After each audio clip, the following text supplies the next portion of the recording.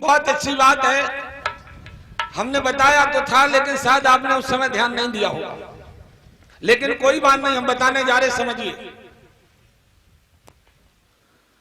पढ़े लिखे बच्चा बच्चियां सब ध्यान दें। एक दिन हमने अपनी तरफ से ही बताया था, फिर बताने जा रहा हूं। मैंने उदाहरण देके समझाया था, जैसे ये बिजली का बल्ब है, बिजली का बल्ब है, इसकी खोज किसने की? उत्तर दो। एडिसन। अब हम ये पूछें, इस विद्या का उसका गुरु कौन है? जो उसने बिजली के बल्ब की खोज की, इस विद्या का उसका गुरु कौन है? कोई नहीं, खुद में गुरु है।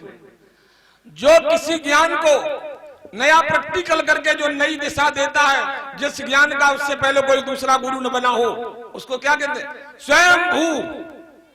शुद्ध अनुभूतियों पे अनुभव करके, प्रैक्टिकल करके ज्ञान को अर्जित करने वाला, किस ज्ञान को? जिस ज्ञान का उससे पहले कोई दूसरा गुरु न बना हो। तो बुद्ध का गुरु कोई नहीं था। वो खुद में ही जो विपश्यना मार्ग दिया है, विपश्यना मार्ग खोजा है सारे संसार में, वो बुद्ध ने ही खोजा है। उससे पहले विद्या तो थी, देखिए, कुम्मक, रेचक, पूरक, उससे पहले ही विद्याएं थी, उससे पहले भी ऋषि मुनि थे। लेकिन जो मार्ग खोजा विपश्यना, उस मार्ग को उनसे पहले किसी ने खोजा नहीं। इसलिए बल्ब बनाने वाले का गुरु कोई नहीं, तो बुद्ध का भी गुरु कोई नहीं था। हाँ, सिद्धार्थ के गुरु हो सकते हैं। सिद्धार्थ जब ये राजकुमार थे, आलार कलाम के आश्रम पर गए, तो वो भी गुरु बने, सब बने। लेकिन जो ज्ञान उन्होंने खोजा, वो ज्ञान किसी के पास नहीं था। इसलिए जब बुद्ध बने, जैसे बच्चा डीएम बनता है, समझ लेना उदाहरण देके, कोई आईएएस, पीसीएस, कोई आदमी है, कोई इंसान है, क्या है? एक डिग्री है। चाहे वाल्मीकि का बेटा हो, चाहे ब्राह्मण का बेटा हो, जो आईएएस करता है वो आईएएस है। बोलो है। ऐसे ही बुद्ध ने जो खोजा था बोधत्व प्रकृति का, सत्य विपश्यना करके, उससे पहले वो ज्ञान किसी ने नहीं खोजा। इसलिए बुद्ध का गुरु कोई नहीं था। एक बार मेरे साथ बोलिए,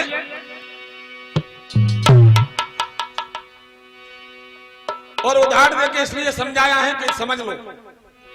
एक बार बोलिए, बुद्धं शरणं गच्छामि। एक प्रश्न और आता है, हमसे लोग कहते हैं, गुरुजी तुम्हारे कथा के गुरु कौन थे? ये प्रश्न हमसे भी आप कर सकते हो।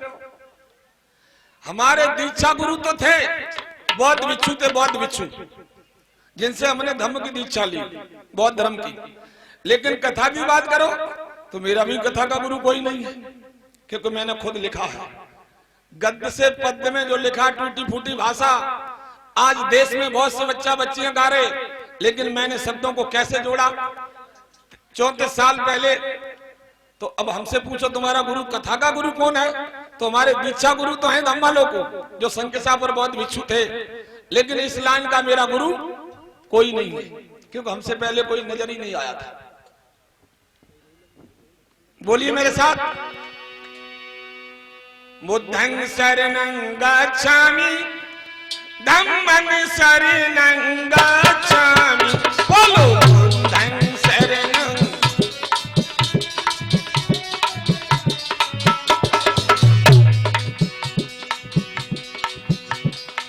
अमल यशोति लोक हितकामी, नमो तथागत बुद्धि नमामि। अमल यशोति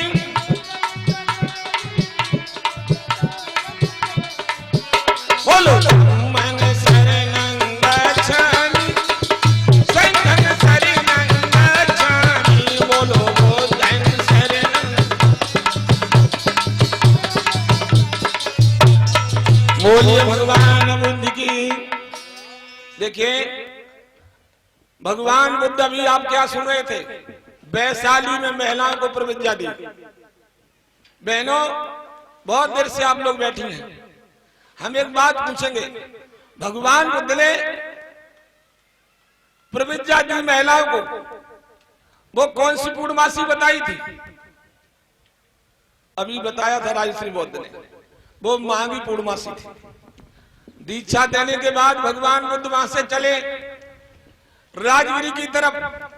सुनेंगे आप लोग, राजगिरी की तरफ भगवान बुद्ध चले गए। एक बात और हम आपको बता दें, एक छोटी बात मन में आ गई तब कथा बढ़ाएंगे। और आज बुद्ध का महापंडित सुनाएंगे। पढ़ने वाले बच्चा बच्चियां जो इधर उधर है वो ध्यान से पंडाल में आ जाए। मेरा वादा है तुम्हारी पढ़ाई में काम आएंगी मेरी बातें। क्यों? जब इंटरव्यू देने जाते हो बीएड बीटीसी और किसी का एंट्रेंस पुलिस का, तो भगवान बुद्ध से जुड़े हुए प्रश्न आते हैं, बुलाते हैं। और यही प्रश्न आ गया कि भगवान बुद्ध ने शरीर कहां छोड़ा था। कुशीनगर तो आप लोग जानते हैं, लेकिन प्रश्न मोड़ ले गया कि कुशीनगर का नाम बुद्ध के समय क्या था। वर्तमान में कुशीनगर है, लेकिन बुद्ध के समय क्या था, वहां के राजा का नाम क्या था। क्योंकि ये ऐतिहासिक कथा है जो हम आज बताएंगे आपको। उससे पहले एक दृष्टांत के माध्यम से बात बता दें। देखिए, एक गांव में कथा हो रही, जैसे यहां भी हो रही, तो हमारे ये भाई होंगे कोई कथावाचक, उन्होंने बोल दिया कि मनुष्य को जीवन में कथा जरूर करानी चाहिए। चर्चा हो गई पूरे क्षेत्र में, और उनके मुंह से निकल गया जो कथा नहीं कराते वो मरने के बाद भगवान जी के धाम को नहीं जाते हैं। अब तो चर्चा का विषय बन गया पूरे क्षेत्र में कि आज शास्त्री जी ने बोला कथा कराना बहुत जरूरी। एक गरीब आदमी था, उसने जीवन में न कभी कथा सुनी न देखी।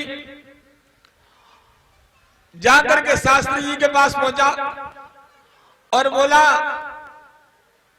कि हमने सुना आप कहते हैं कि कथा कराना बहुत जरूरी है। बड़ी कथा कराए, मंझोल कराए, छोटी कराए, और हमने तो जीवन में कथा सुनी भी नहीं, देखी भी नहीं।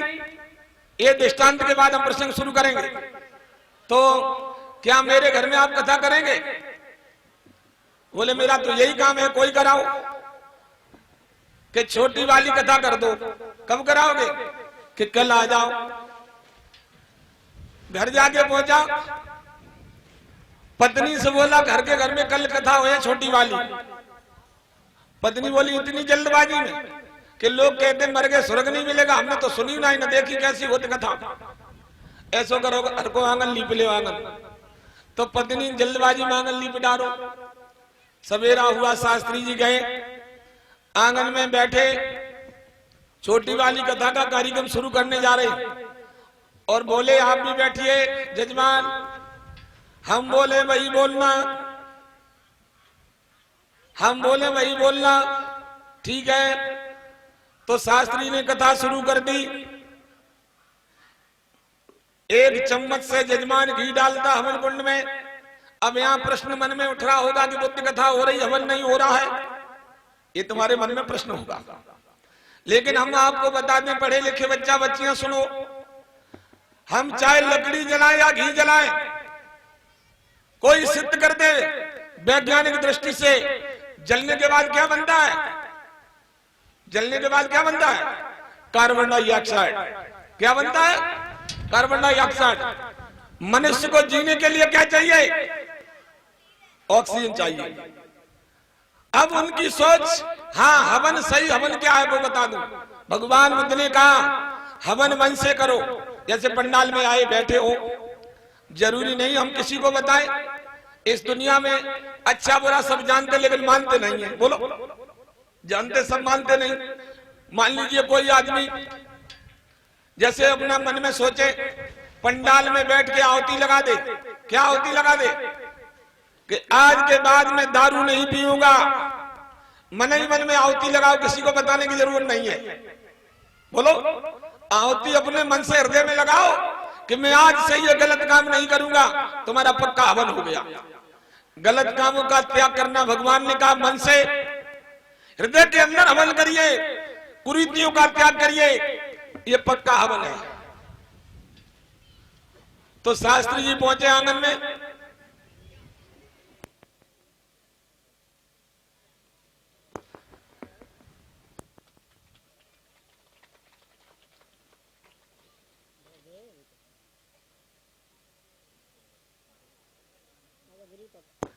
ये सोनू कुमार साक टिबिटिया, बहुत बहुत धन्यवाद। मेरा सम्मान किया मंगल कामना बेटा के लिए।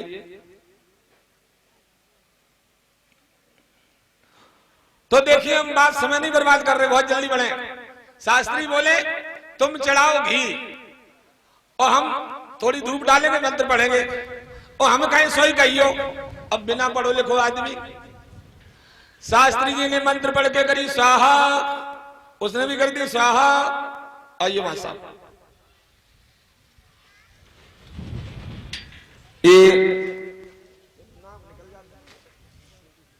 ये हमारे पिता तुल्य श्री राम सिंह साके जी और अध्यापक रिटायर हैं, मंच पर मेरा सम्मान किए, बहुत बहुत साधुवाद। और भैया आपकी तो पहचान है कि जो विधुना विधायक रहे, मंत्री रहे विनय साके जी, उनकी बेटी आपके बेटा के लिए है, इससे भी समाज में पहचान है। बहुत बहुत साधुवाद, सम्मान किए। तो देखिए 2-4 बार उन्होंने करी स्वाहा, उन्होंने कर दी स्वाहा। अब क्या हुआ, घी बाहर फैल गया। शास्त्री बोले जजमान घी बाहर फैल रहा है। अब जब बोले हम कहें सोई कहियो, बन के मुंह कथा कराई नहीं, ना सुनी ना देखी।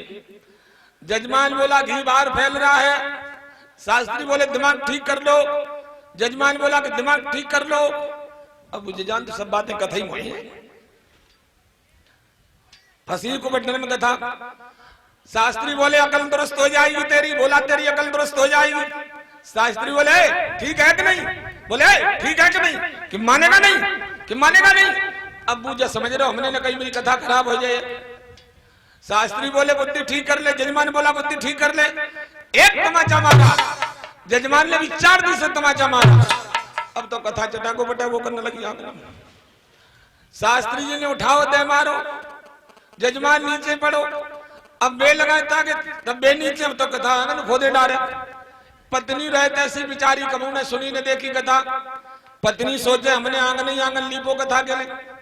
घर में घुस के गई, मूसल उठाए गिलाई, मूसल धान कूटने वाला, और कंधा पर रखे जाई के पैर बाहर निकला। टाइम धर्म से चलो रहो लिपे भाई, कथा मत खराब करो। जाई के पैर बाहर निकला, टाइम धर्म से चलो कथा खराब करो। जजमान ढीला पड़ा। शास्त्री छिना के भाग दिए और भागते भागते घर पहुंचे। पत्नी बोली काहे तुम तो ऐसे हाबरे मन हल चलाए के आए, कथा में इतनी मेहनत पड़ी। बोले 2-4 ऐसी कथा मिल जाता में मेरे काम हो जाए, सब पसरुइयां दुख रही। जजमान बोला अपनी पत्नी से ले, तेने कहती कथा कराई ले। अब कथा तो हमने झेल ली जैसे झेली तैसे, और गुरुजी भागे चले गए। हम पे चलो नहीं जा, तुम ऐसो करो सुबह जाइयो, दक्षिणा दे आइयो, आशीर्वाद ले आइयो। अब पत्नी चली, सुबह सर्दी का मौसम रहे, तो गुरुजी छत पे खड़े आए, उडेक्स लगा रहे पसुरिया। हाँ जाके पहुंची, बोली गुरुजी आप कथा करके भागे चले आए, न तो दक्षिणा लेकर आए, ना आशीर्वाद देके आए, मेरी तो कथा ही खराब हुई। गुरुजी बोले नीचे रख दे भाई। गुस्सा में तो वैसे हो रहे। कहूँ नहीं गुरुजी, उन पे चलो नहीं जात। उनने जो कही देखो हाँ तुम देखे हुए दक्षिणा आशीर्वाद लेके आई। गुरुजी उतरे गुस्सा के मारा, ला दक्षिणा, जो भी दक्षिणा वो पकड़ ली। अब आशीर्वाद दे से कुन्ना में सोटा रखो रहे। गुरुजी ने उठाए गुस्सा में 60 कमाए दे। अब मैं कमर लम्हा के चलिए मैया, उन पर कथा ना सदरी में बजू आशीर्वाद ना सदरा। देखिए इन मंचों का उद्देश्य यह है, समाज में जो अच्छी बातें बताई जाती हैं उनको जीवन में उतारिए, और जब उतारेंगे तभी मनुष्य को कुछ मिलेगा। बोलो यहाँ से गए उसरार, कोई डॉक्टर अच्छा, उसके पास लाइन में लगे रहे। बहुत देर में नंबर आया, डॉक्टर ने पर्चा बना दिया, आप लेके सीधे घर चले आए। गांव तारीफ करने लगे, उसरार में बहुत बड़े डॉक्टर हैं, बहुत भीड़ होती है। लेकिन तुमने गलती कर दी। क्या? डॉक्टर ने दवा दी, तुम पर्चा लेके घर चले आए, तब तक मलेरिया फिर चढ़ बैठो। क्यों चढ़ा मालूम? तुम डॉक्टर की तारीफ करते रहे, न तो मेडिकल पे गए, न दवा लाए, न दवा खाई। है उन्हीं श्याम सुंदर बहुत अच्छे बुद्धि कथावाचक ने श्याम सुंदर की भी अकेली तारीफ करने से काम नहीं चलेगा, जीवन में उतारिए तभी मनुष्य को लाभ हुआ। चलिए आगे प्रसंग शुरू करते हैं। दवाई खाओगे नहीं, मरज जाएगी नहीं। इधर भगवान बुद्ध जो है संग लेकर के चले कहां के लिए? राजगिरी में जाके भगवान बुद्ध पहुंचे और राजगिरी में जाकर भगवान ने संग ठहरा दिया। अब सुनेंगे महापल्ले बाण। इधर धीरे धीरे धीरे धीरे वक्त बीता और शाम तक बैठे रहेंगे। उसके बाद सम्राट अशोक पर भी हम बोलेंगे महापल्ले बाण के बाद। और हम प्रश्न आपके मन में पहले ही छोड़ दें। सुनिए, भगवान बुद्ध की अस्थियां, जो भाई सुन रहे मेरी बात ध्यान से सुने, भगवान बुद्ध की अस्थियां दिल्ली में रखी हैं, इंडिया गेट के पास जो म्यूजियम बना है। मैंने आंखों से देखा।